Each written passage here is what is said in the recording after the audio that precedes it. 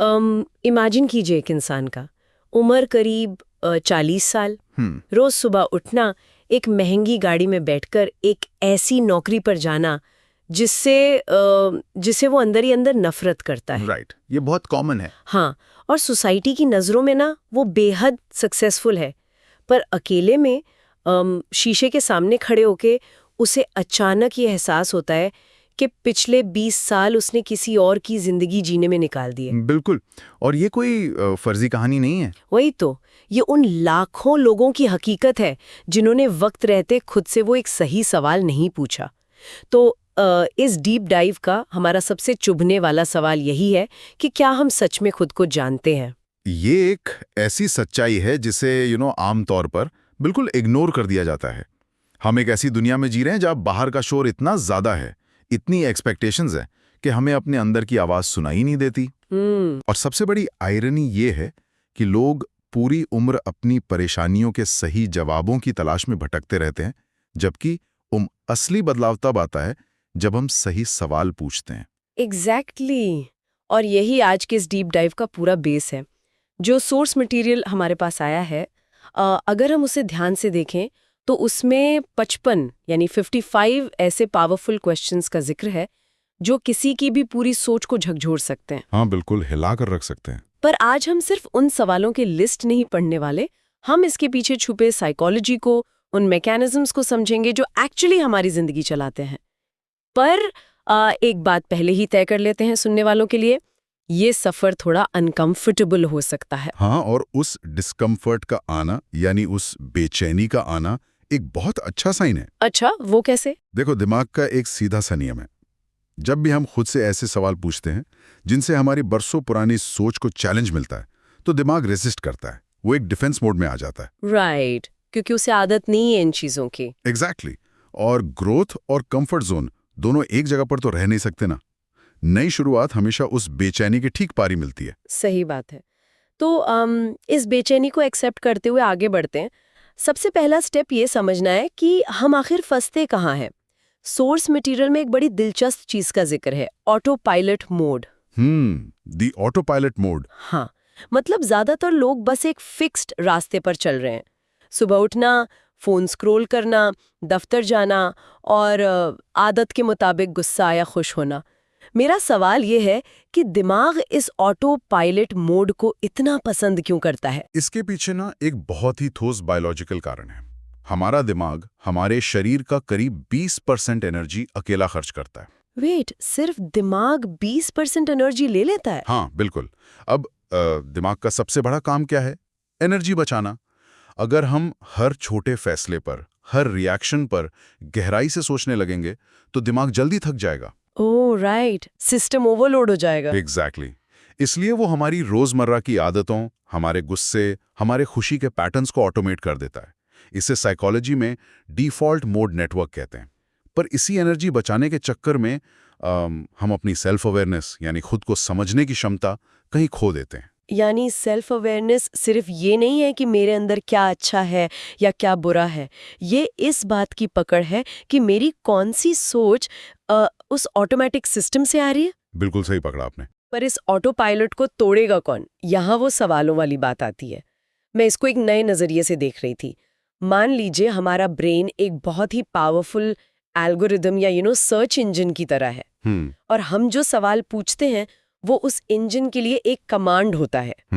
लोग गलत सवाल पूछते कैसे हैं इसमें? ये सर्च इंजन वाली एनालॉजी बिल्कुल परफेक्ट है। इसको ऐसे समझिए, अगर किसी ने आपके काम की बुराई की और आपने अपने दिमाग के सर्च इंजन में सवाल टाइप किया, ये इंसान हमेशा मुझे ही टारगेट क्यों करता है, या मेरे साथ ही ऐसा क्यों होता है? राइट। विक्टिम वाले सवाल। हाँ, अब दिमाग का एल्गोरिथम क्या करेगा?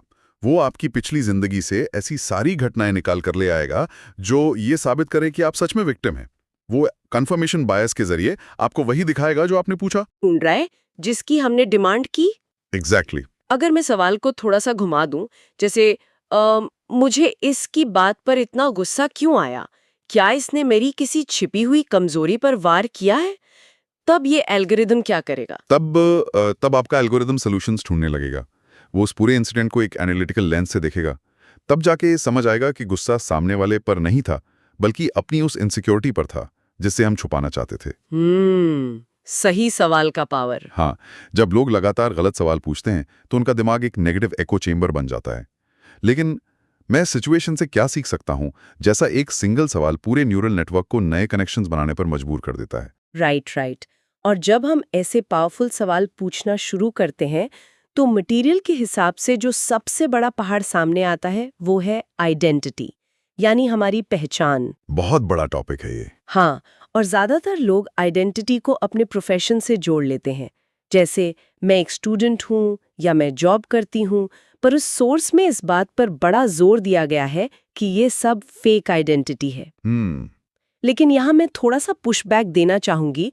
अगर किसी ने 10 साल मेहनत करके मेडिकल की पढ़ाई की है और वो लोगों का इलाज कर रहा है, तो मैं एक डॉक्टर हूँ, उसकी मेहनत का नतीजा है ना, इसे हम फेक लेबल कैसे कह सकते हैं? ये एक बहुत वैलिड पॉइंट है और अक्सर लोग इसमें उलझ जाते हैं। देखिए, डॉक्टर होना एक सच्चाई जरूर है, पर वो एक रोल है, एक स्किल है, वो आपकी कोर आइडेंटिटी नहीं है। अच्छा, तो कोर आइडेंटिटी क्या होती है फिर? आइडेंटिटी इस बात से तय नहीं होती कि आप सुबह 9 से शाम 5 बजे तक क्या काम करते हैं। आइडेंटिटी इस बात से बनती है कि जब सिचुएशन टफ होती है, तब आपका दिमाग कैसे डिसीजंस लेता है, आप क्या बिलीव करते हैं। अगर आप अपने प्रोफेशन को ही अपनी पूरी आइडेंटिटी मान लेंगे, तो जिस दिन आप वो काम नहीं कर पाएंगे, किसी वजह से जॉब छूट जाए या आप रिटायर हो जाएं, तो आप पूरी तरह से टूट जाएंगे, क्योंकि आपने अपना पूरा वजूद एक ऐसी चीज से बांध रखा था जो एक्सटर्नल है, जो टेम्पररी है। राइट, समझ गए। यानी लेबल्स हमें ये बताते हैं कि हम सोसाइटी में कहाँ फिट होते हैं, पर हमारी असली आइडेंटिटी हमारे इंटरनल ऑपरेटिंग सिस्टम का कोर है। बिल्कुल, आइडेंटिटी ड्राइव्स बिहेवियर। जो हम अंदर से मानते हैं वैसा ही हम बिहेव करते हैं। मान लीजिए एक आदमी का लेबल मैनेजर का है, पर उसकी डीप आइडेंटिटी में ये बिलीफ है कि मैं एवरेज हूं, मैं रिस्क नहीं ले सकता, तो वो हमेशा डरपोक फैसले ही लेगा, लेबल चाहे जो भी हो। ये बहुत डीप बात है, और इसीलिए लिमिटिंग बिलीव्स यानी खुद को रोकने वाली सोच सबसे खतरनाक होती है। हाँ, और माइंड को ना एक गार्डन की तरह देखिए। Garden, okay. हाँ, अगर आप एक गार्डन में कॉन्शियसली अच्छे बीज नहीं बोएंगे, तो वहां अपने आप घास फूस और वीड्स उगाएंगे। उन्हें उगाना नहीं पड़ता, वो बस आ जाते हैं। राइट, नेगेटिव थॉट्स की तरह। एग्जैक्टली, नेगेटिव थॉट्स और लिमिटिंग बिलीव्स ऑटोमेटिक आते हैं, जैसे मुझसे नहीं होगा या मैं इसके लायक नहीं हूं। हमें कॉन्शियसली अपने दिमाग में मैं सीख सकता हूं वाले पॉजिटिव बिलीव्स प्लांट करने पड़ते हैं और उन्हें रोज पानी देना पड़ता है। वाओ, तो ये बात तो क्लियर हो गई कि अपनी सेल्फ अवेयरनेस और उस कोर आइडेंटिटी को ठीक करना पहला बड़ा कदम है, पर सिर्फ ठीक सोचने से सफर पूरा नहीं होता, हमें डायरेक्शन चाहिए। बिल्कुल। ज्यादातर लोगों को लगता है कि दिन भर बिजी रहना ही प्रोडक्टिव होना है, पर इस डीप डाइव के मटेरियल के हिसाब से बिना क्लियर गोल्स के बिजी होना बिल्कुल वैसा ही है जैसे बिना दिशा के ट्रेडमिल पर दौड़ना। पसीना बहुत आएगा पर पहुंचेंगे कहीं नहीं। सही कहा आपने। और इसी दिशा को तय करने के लिए गोल्स को क्लियरली डिफाइन करना जरूरी है। सोर्स में 3 तरह के गोल्स की बात की गई है। पहला है शॉर्ट टर्म गोल्स, जैसे 1 या 2 साल वाले। हाँ, एग्जैक्टली, जैसे अगले 1 साल में कोई नई स्किल सीखना। फिर आते हैं मिड टर्म गोल्स, जो 3 से 5 साल की रेंज में आते हैं, जैसे फाइनेंशियली स्टेबल होना या करियर में एक लेवल अप जाना। राइट। और आखिर में लॉन्ग टर्म गोल्स, जो 10 साल या उससे ज्यादा आगे का विजन होते हैं, जैसे मुकम्मल आर्थिक आज़ादी यानी फाइनेंशियल फ्रीडम, या कोई लेगेसी क्रिएट करना। लेकिन एक ग्राउंड रियलिटी ये भी तो है ना कि हर नए साल पर लोग लक्ष्य बनाते हैं, रेजोल्यूशंस लेते हैं, जिम की मेंबरशिप लेते हैं, और फरवरी आते आते सब ठंडा पड़ जाता है। ऐसा कहाँ टूट जाता है हमारा सिस्टम? इसके पीछे 2 बड़े रीजंस हैं। पहला रीजन है जिसे हम मिमेटिक डिजायर कह सकते हैं। मिमेटिक डिजायर मतलब दूसरों की कॉपी करना? हाँ, नकल करना। लोग अक्सर वो गोल्स चुन लेते हैं जो सोसाइटी उनसे एक्सपेक्ट करती है या जो सोशल मीडिया पर कूल लग रहे हैं। जब गोल आपके अंदर से आपकी कोर आइडेंटिटी से मैच नहीं करता, तो मोटिवेशन जल्दी खत्म हो जाता है। ओह राइट, क्योंकि वो गोल अपना था ही नहीं कभी। बिल्कुल। और दूसरा सबसे बड़ा रीजन है हैबिट्स। लोग ये भूल जाते हैं कि सक्सेस एक दिन का इवेंट नहीं है, सक्सेस एक सिस्टम है। गोल्स आपको सिर्फ डायरेक्शन देते हैं, पर उस डायरेक्शन में चलने का इंजन आपकी रोज की आदतें हैं। अगर गोल है फिट होना पर हैबिट है जंक फूड खाना, तो रिजल्ट 0 आएगा। यानी गोल एक कंपस है और हैबिट गाड़ी का इंजन। बिल्कुल। पर आदतें बदलना इतना मुश्किल क्यों लगता है हमें? क्योंकि आदतें ना हमारे दिमाग में फिजिकली वायर हो चुकी होती है। जब हम कोई काम बार बार करते हैं तो न्यूरॉन्स के बीच एक पाथ बन जाता है और उस पर माइलिन नाम के सब्सटेंस की एक परत चढ़ जाती है जो उस कनेक्शन को और फास्ट और ऑटोमेटिक कर देती है। अच्छा, तो इसलिए फोन ऑटोमेटिकली हाथ में आ जाता है बिना सोचे। एग्जैक्टली दिमाग बिना सोचे उस काम को कर रहा है। इस वायरिंग को तोड़ने के लिए एक दिन में कोई चमत्कार नहीं होता। रोज सिर्फ 10 मिनट रीडिंग करना या सुबह 5 मिनट प्लानिंग करना, ये छोटी आदतें दिमाग में नए न्यूरल पाथवेज बनाती हैं। एक बुरी आदत को मिटाना लगभग नामुमकिन है, उसे बस एक नई और अच्छी आदत से रिप्लेस किया जा सकता है। राइट। चलिए, अब हमारा इंटरनल सिस्टम तो ठीक हो गया, सोच ठीक है, डायरेक्शन क्लियर है, हैबिट्स काम कर रही हैं, पर हम एक वैक्यूम में तो रहते नहीं हैं। जिंदगी का असली ट्रैफिक तो बाहर चल रहा है। लोगों के साथ। हाँ, लोग हैं, उनके इमोशंस हैं, हमारे इमोशंस हैं। एक आम इंसान हर बात पर रिएक्ट करता है। मटेरियल्स इस चर्चा को अब इमोशनल इंटेलिजेंस की तरफ ले जाता है। और इमोशनल इंटेलिजेंस का सीधा सा अर्थ है अपने दिमाग के रिएक्शन टाइम को कंट्रोल करना। इसमें कॉन्सेप्ट आता है अमिगडाला हाईजैक। हाँ, ये मैं सुनना चाहती थी। ये क्या होता है? देखो, जब कोई हमें इग्नोर करता है या आलोचना करता है तो दिमाग का एक बहुत पुराना हिस्सा होता है अमिगडाला। वो तुरंत खतरे का अलार्म बजा देता है और हमें फाइट और फ्लाइट मोड में डाल देता है। गुस्सा आना या डर लगना वहीं से आता है। राइट। इसे अमिगडाला हाईजैक कहते हैं। राइट, जब हम बिना सोचे रिएक्ट कर देते हैं और बाद में पछताते हैं। एग्जैक्टली। पर एक इमोशनली इंटेलिजेंट इंसान अपने रिएक्शन को ना कुछ सेकंड के लिए रोक लेता है। वो एक पॉज लेता है। उस पॉज में वो अपने दिमाग के लॉजिकल हिस्से प्रीफ्रंटल कॉर्टेक्स को आगे आने का मौका देता है। वो सोचता है कि क्या इसने जानबूझकर ऐसा किया या इसका दिन खराब था। सिर्फ इस एक पॉज से आप पूरे सिचुएशन का आउटकम बदल सकते हैं। राइट। एक बहुत कॉमन कहावत है कि हम उन 5 लोगों का एवरेज होते हैं जिनके साथ हम सबसे ज्यादा वक्त गुजारते हैं। मुझे पहले लगता था ये सिर्फ एक मोटिवेशनल कोट है। नहीं, इसके पीछे पूरे साइंस है। हाँ, मिरर न्यूरॉन्स, राइट? बिल्कुल। हमारा दिमाग दूसरों को देखकर अपने आप उनकी नकल करने के लिए डिजाइन किया गया है।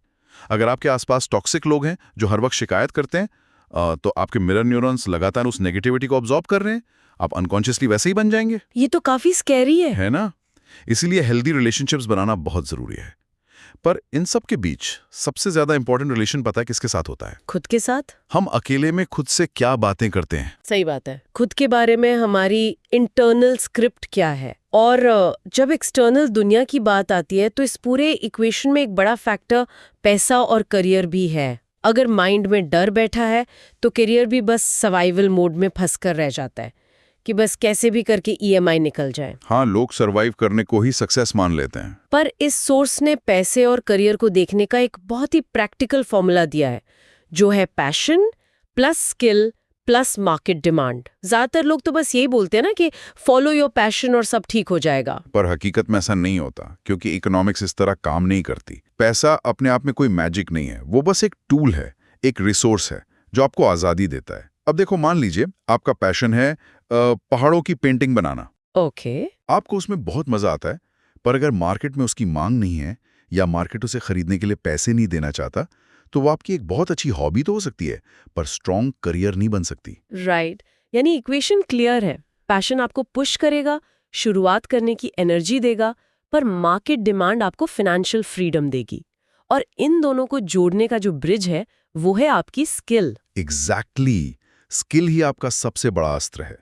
एक स्टैंडर्ड जॉब आपको एक फिक्स सैलरी देगी, सर्वाइवल तय करेगी, पर लगातार नई स्किल सीखना, प्रॉब्लम सॉल्वर बनना, ये चीजें आपकी वैल्यू बढ़ाती हैं। जब आपकी वैल्यू बढ़ेगी, इनकम अपने आप बढ़ेगी।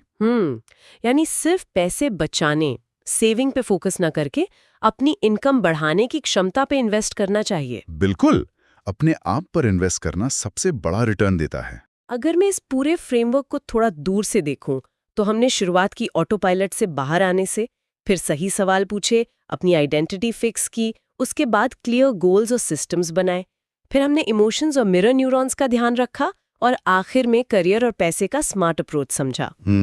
ये पूरा रास्ता कितना लॉजिकल और साफ दिख रहा है। ऐसा लगता है जैसे जिंदगी का स्टेप बाय स्टेप मैनुअल मिल गया हो। तो मेरा सवाल ये है, सब कुछ इतना क्लियर होने के बावजूद लोग इस रास्ते पर चल क्यों नहीं पाते? आखिर रुकावट कहाँ आती है? इस सफर का जो सबसे बड़ा और आखिरी दुश्मन है ना, वो एक ही है, डर, यानी फियर। डर? हाँ, और मैं क्लियर कर दूं कि डर कोई बुरी चीज नहीं है। ये हमारा एक और एवोल्यूशनरी सर्वाइवल मैकेनिज्म है। हजारों साल पहले डर ही हमें खतरनाक जानवरों से बचाता था। राइट, शेर वगैरह से। एग्जैक्टली। लेकिन आज मॉडर्न लाइफ में डर हमें फिजिकल खतरे से नहीं बचा रहा, बल्कि साइकोलॉजिकल बेचैनी से बचा रहा है। लोग अपने कंफर्ट जोन में इसलिए छुपे रहते हैं क्योंकि वहां सब कुछ सेफ और जाना पहचाना है। पर ग्रोथ वहां नहीं है। बिल्कुल नहीं। कड़वा सच ये है कि जो कुछ भी हमें चाहिए वो उस कंफर्ट जोन की बाउंड्री के ठीक बाहर बैठा है। तो यहाँ पर आमतौर पर लोगों की अप्रोच होती है कि जिस दिन मेरे अंदर से फेलियर का डर निकल जाएगा उस दिन मैं एक बिजनेस शुरू करूंगी, या जिस दिन पब्लिक स्पीकिंग का डर खत्म हो जाएगा मैं स्टेज पर जाऊंगी। और वही सबसे बड़ी भूल है। डर आराम करने से या बैठकर सोचते रहने से कभी कम नहीं होता, उल्टा उसका आकार और बड़ा हो जाता है। डर का सिर्फ एक ही मनोवैज्ञानिक इलाज है और वो है एक्शन। एक्शन मतलब डरते हुए भी काम करना। हाँ, इसे एक्सपोजर थेरेपी जैसे समझ लीजिए।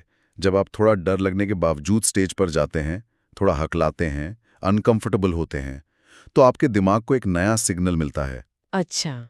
दिमाग देखता है कि अली, हमने एक्शन लिया और हमारी जान नहीं गई, हम बच गए। इससे न्यूरोप्लास्टिसिटी के जरिए आपके अंदर एक नया आत्मविश्वास बनता है। धीरे धीरे आपका एक्शन उस डर को बिल्कुल छोटा कर देता है। Action is the only cure for fear. Wow, action is the only cure. तो इस डीप डाइव को अब हम वहीं समेटना चाहेंगे जहां से हमने शुरुआत की थी, उन सवालों पर।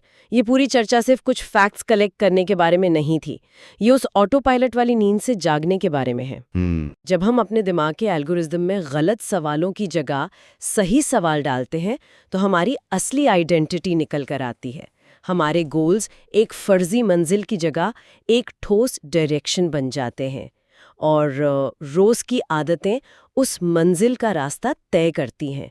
और सबसे बड़ा लेसन, डर के खत्म होने का इंतजार नहीं करना है, बल्कि एक्शन लेकर उसे खुद खत्म करना है। इन्हीं सभी पॉइंट्स को एक साथ जोड़ते हुए इस सेशन के आखिर में मैं एक सवाल जरूर छोड़ना चाहूंगा सुनने वालों के लिए, और शायद ये आज का सबसे जरूरी सवाल हो सकता है। बिल्कुल, बताइए। अगर हमारी पूरी जिंदगी उन सवालों का ही डायरेक्ट नतीजा है जो हम खुद से पूछते हैं, तो आज इस वक्त ऐसा कौन सा एक अहम सवाल है जिसका जवाब जानने से हम सबसे ज्यादा डर रहे हैं और इसलिए उसे पिछले कई सालों से पूछने से लगातार बच रहे हैं? ओहो, ये सच में काफी डीप और अनकंफर्टेबल कर देने वाला सवाल है। पर जैसा हमने कहा, ग्रोथ इज डिस्कम्फर्ट के उस पार ही है। तो इस सोचने पर मजबूर कर देने वाले विचार के साथ हम आज के इस डीप डाइव को यहीं विराम देते हैं। आने वाले वक्त में अपनी जिंदगी को इस नए नजरिए से देखते रहिए, एक्शन लेते रहिए और खुद से बेहतर सवाल पूछते रहिए। ख्याल रखिए।